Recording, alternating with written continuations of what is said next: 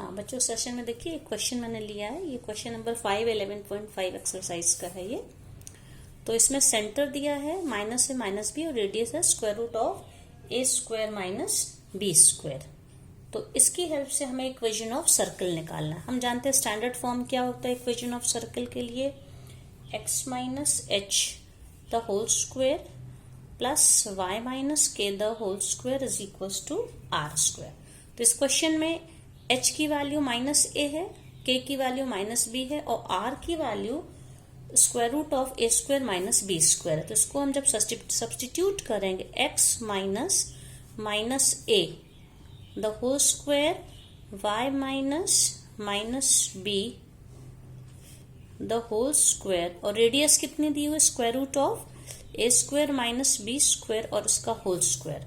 तो ये क्या हो जाएगा, देखिए माइनस माइनस मिलके x plus A the whole square और ये y plus B the whole square और स्क्वायर रूट पे स्क्वायर का साइन है इसलिए क्या हो जाएगा ये a square minus B square. ये हो गया।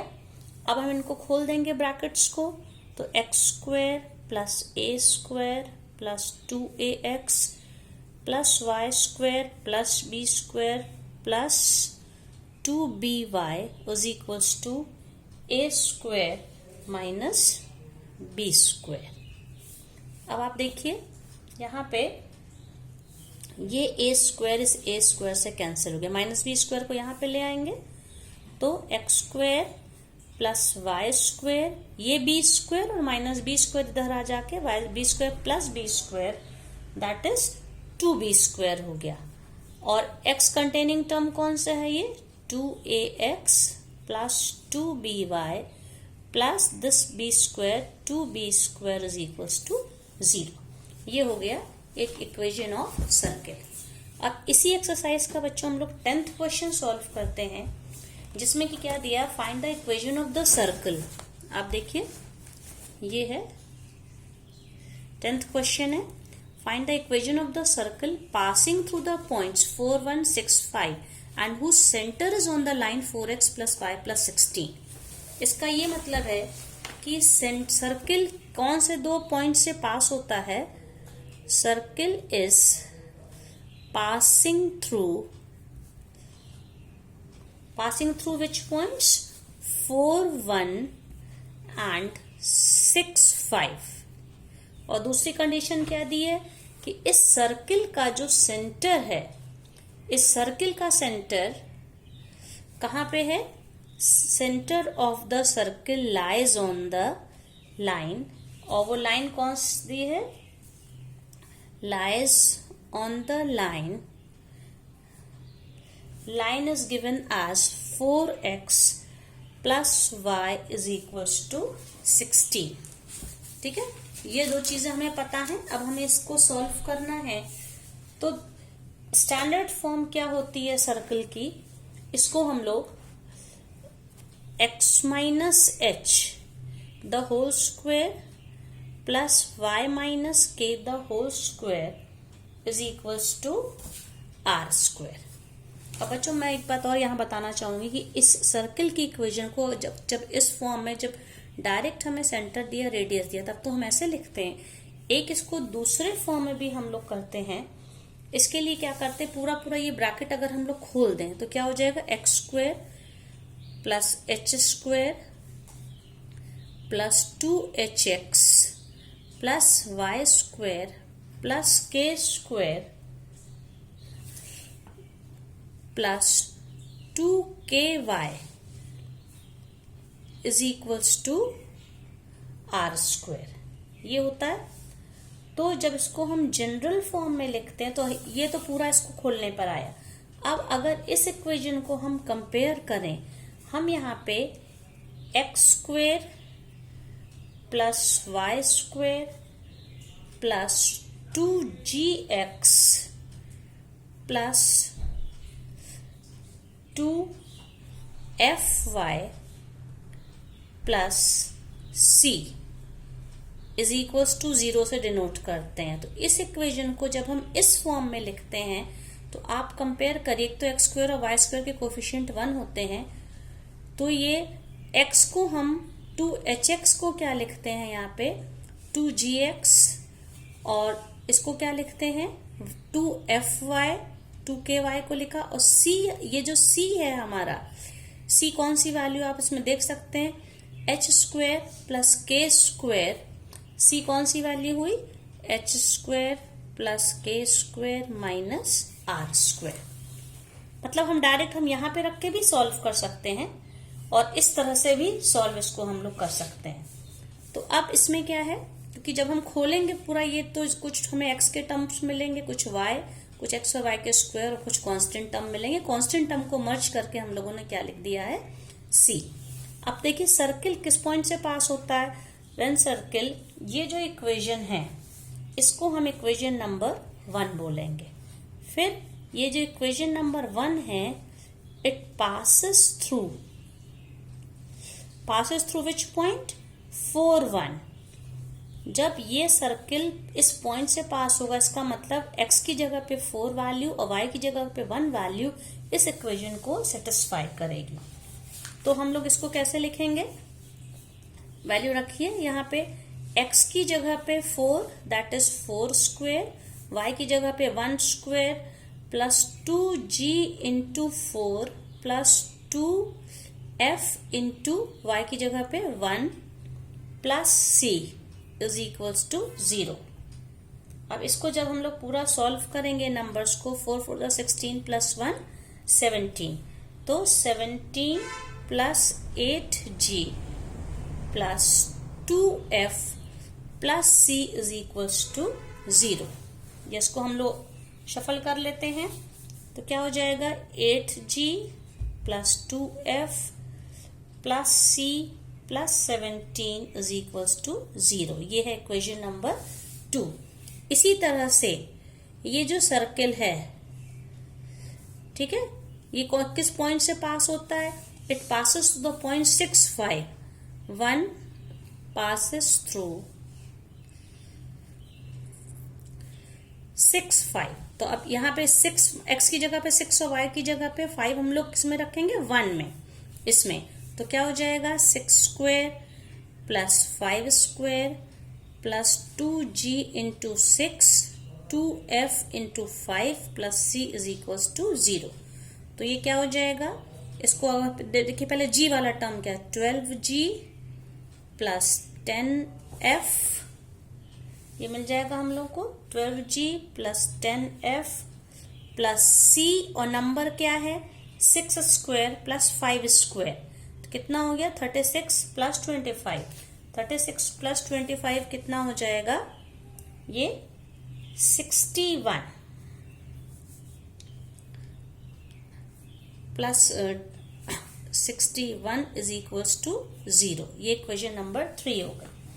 अब इसके बाद ये जो मैंने बताया था, ये जो इक्वेशन थी, जो मैंने इसको इस फॉर्म में कन्वर्ट किया था, तो आपको इसमें ये याद रखना है इसका जो सेंटर होता है, इस इक्वेशन का सेंटर होता है माइनस जी माइनस एफ। ठीक है, ये आपको याद रखना है। एक्स का कोफिशिएंट जो भी कुछ है उसको हाफ करना माइनस का साइन, और वाई का कोफिशिएंट जो भी उसको हाफ करना है। तो मतलब ये है कि यहाँ पे सेंटर क्या हो जाएगा minus g and minus f, ये याद रखना आपको। अब इस क्वेश्चन में क्या दिया है, ये जो लाइन है 4x plus y is equals to 16, इस पे सेंटर पड़ता है। मतलब कि ये दिया हुआ है centre, coordinates of centre are minus g and minus f, they lie on line, which line 4x plus y is equals to 16। तो इसका क्या मतलब है कि अब हम इसकी वैल्यू को रखेंगे तो x की जगह पे सेंटर का x कोऑर्डिनेट और y की जगह पे सेंटर का y कोऑर्डिनेट। तो ये क्या बन जाएगा 4 into minus g plus y की जगह पे minus f is equals to 16, ये था।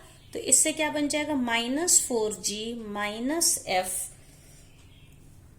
इज इक्वल्स टू 16, या हम लोग इसको क्या कह सकते हैं 4g प्लस 4, थ्रू आउट हम लोग f, ये f है, माइनस से मल्टीप्लाई कर दीजिए, प्लस 16 इज इक्वल्स टू 0। ये इक्वेशन नंबर 4 हो गई।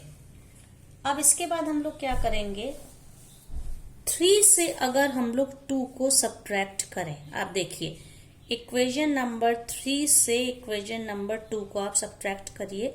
12g माइनस 8g 4g, ठीक है, 10f माइनस 2f कितना होगा, प्लस 8f, और क्या करना है, c minus c cancel, 61 minus 17, 61 minus 17 कितना हो गया, प्लस 44 इज इक्वल्स टू 0। ये है इक्वेशन नंबर 5। अब इसके बाद क्या करेंगे हम लोग, 5 से 4 को सब्ट्रैक्ट कर दें। ये हम लोग ने काम क्यों किया, 2 और 3 को सब्ट्रैक्ट करने से c हमारा कैंसिल हो गया, हमें एक इक्वेशन मिल गई जो सिर्फ g और f के फॉर्म में है ये, और 4 ऑलरेडी g और f के फॉर्म में थी। इन दोनों को अब हम आपस में सॉल्व करना है, तो हमें क्या कर, किस में से किसको सब्ट्रैक्ट करें, आप देखिए 5 में से, इक्वेशन नंबर 5 में से अगर हम लोग 4 को सब्ट्रैक्ट कर दें, 5 माइनस 4, ये 4g माइनस 4g, ये क्या हो जाएगा, 0 हो जाएगा ये, ठीक है।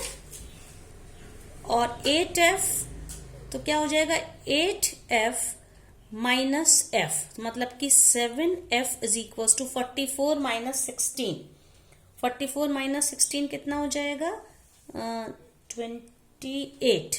28। तो इससे f क्या मिल जाएगा, 28/7 दैट इज 4। एक हमें f की वैल्यू 4 मिल गई। अब f की वैल्यू 4 को हम इन दोनों में से किसी में भी रख दें, जैसे मान लीजिए हम रख देते हैं 5 में, तो 5 में आप f की वैल्यू 4 रख दीजिए, तो क्या हो जाएगा, 4g plus 8 into 4 plus 44 is equals to 0। तो 4g क्या हो जाएगा, 44 माइनस 8 4 जा 32, कितना हो जाएगा, 4 माइनस 2 2 12। तो इससे g क्या मिल जाएगा, g इज इक्वल्स टू 3। ये माइनस हो जाएगा ये बच्चों, ये जो पूरी वैल्यू है ये 4g, ये हम लोग का क्या था, 1 मिनट चिल्ड्रन, हाँ ये 4g की वैल्यू हम लोगों ने नेगेटिव वैल्यू पूरी ये मिलेगी। 1 मिनट चिल्ड्रन, f की वैल्यू देखिए यहाँ पे जब हम लोगों ने सब्ट्रैक्ट किया था ये -4 आएगी। 7f is equals to 7f plus 24 is equals to 0, तो f -4 था। तो अब हम इसकी वैल्यू को 5 में रख दें, तो 4g 8 इंटू -4, तो ये क्या हो जाएगा ये, ठीक है। तो ये वैल्यू हो जाएगी 4g plus 8 into -4 that is -32 plus 44 is equals to 0। तो ये जो वैल्यू है 44 माइनस 32, 12 इधर था प्लस 12 था, तो इधर जाके ये माइनस में हो जाएगा। ये वैल्यू ओवरऑल वैल्यू ये नेगेटिव हो जाएगी -32। तो g क्या मिल जाएगा, g इज इक्वल्स टू -3। अब देखिए हम लोग को क्या क्या मिल गया यहाँ पे, f -4, g -3। अब हम लोग किसी भी इक्वेशन में जहाँ पे c है, मतलब c कहाँ पे 2 और 3 में है, तो किसी भी वैल्यू में अब हम लोग f की वैल्यू -4 और g की वैल्यू -3 रखेंगे, ठीक है। f इज इक्वल्स टू क्या था, -4 and g is equals to -3। इसको हम लोग इक्वेशन 2 में अगर हम लोग रखते हैं, तो 2 में रखने पे क्या हो जाएगा, 2 की इक्वेशन क्या थी बच्चों, देखिए 2 था 8g plus 2f plus c, 8g plus 2f plus c plus 17 is equals to 0, ये था।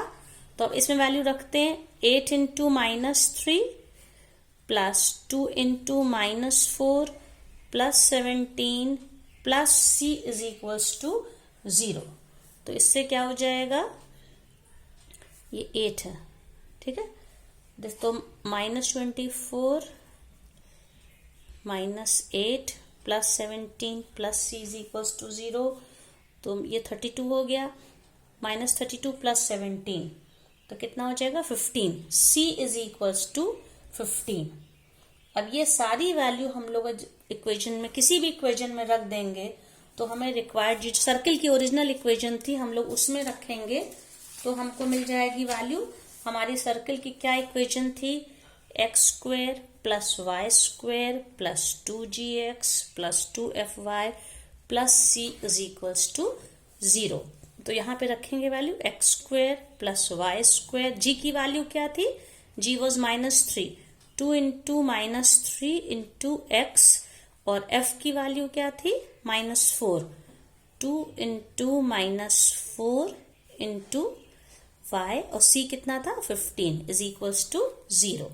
तो x square plus y square -6x ये हो जाएगा, ठीक है। ये वैल्यू क्या हो जाएगी?